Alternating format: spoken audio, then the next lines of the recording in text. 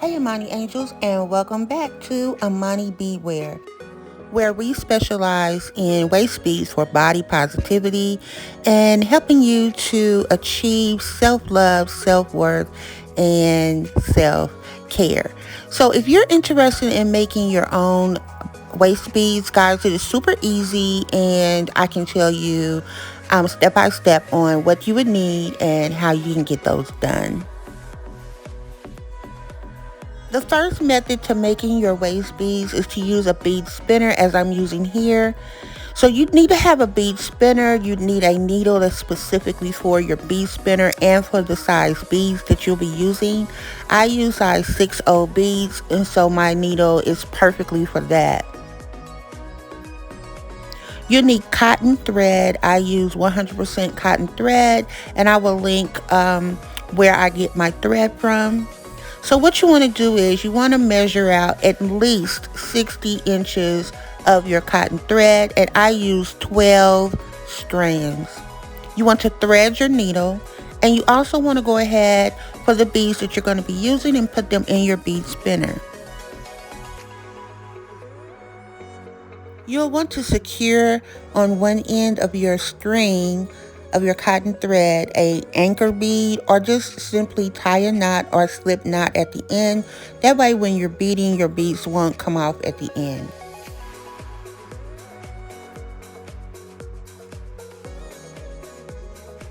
Now your bead spinner is going to have different speeds, and you can either have it go forward or backwards. And if you're new to using a bead spinner, it can take some time to get used to and to be able to get your beads on the needle and lift them out of the bead spinner without them coming out. But after a couple of times, you should be able to get it, no problem.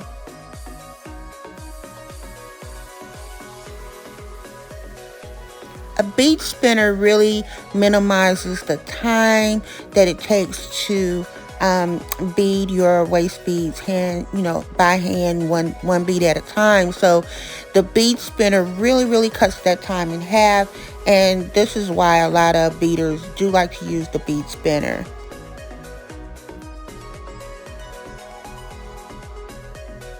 Now here I am making a random pattern with mostly white beads, but I have a lot of accent beads.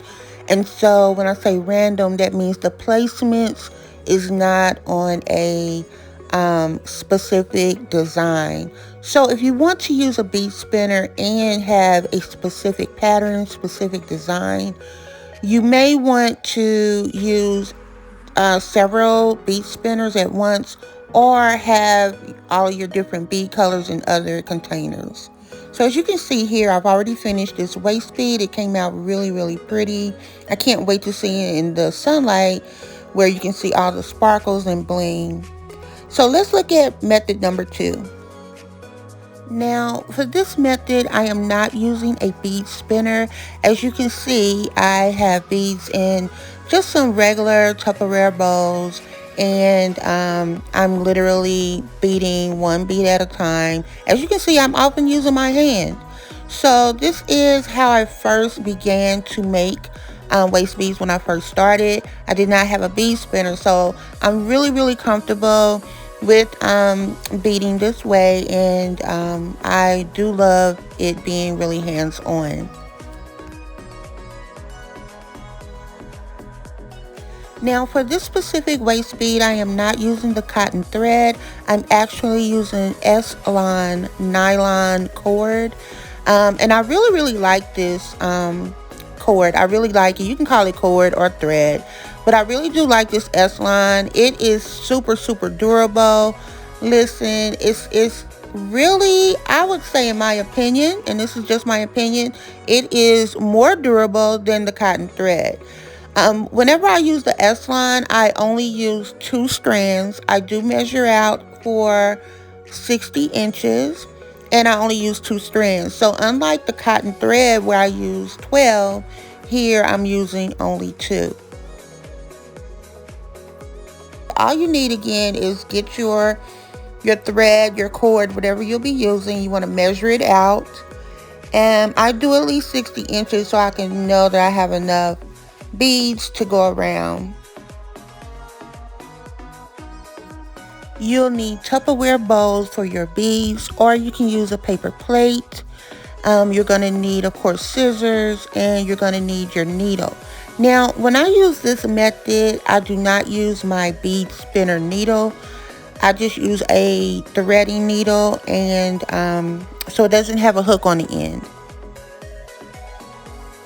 Now, when I say threading needle, it is not a regular needle like a sewing needle. This is actually a beading needle, and I can link you where I get my beading needles from in the description box as well. I get my beading needle and also my bead spinner needle from the same person. And so I just want to let you know it's not a regular needle. You're going to need a beading needle. These needles are amazing. I love them. And when I first started, I was using a big eye needle. I will never go back to a big eye needle ever again. So this beading needle is really, really long, and it gets the job done. So you'll just put your beads in a bowl or on a paper plate. You have your thread or your cord, and you're going to bead. You're going to thread your needle, and then you're just going to go ahead and proceed, start beading. You can also just put your beads on your workstation, on your table, and literally just one by one put your beads on your needle until you get your waist bead completely made. It's really no wrong way, I would say, on how to bead your waist beads. Just whatever is comfortable for you. I would suggest that, you do some research, that you try out different types of thread, different types of cord, different types of needles that you are comfortable with using. Also, you want to test your beads. You want to make sure that your beads are the quality beads that you would want with your waist bead, because especially with tie-ons, remember, you're not taking them off. You'll be bathing in them. They become your second skin, and so you definitely want to make sure that your beads are of highest quality. Listen, we love waist beads, and we love making waist beads. We have elastic as well as tie-ons on our website. So be sure to go over to AmaniBeadwear.com and let us bead you today. We would love to get you in your first or your second or your 50th waist bead.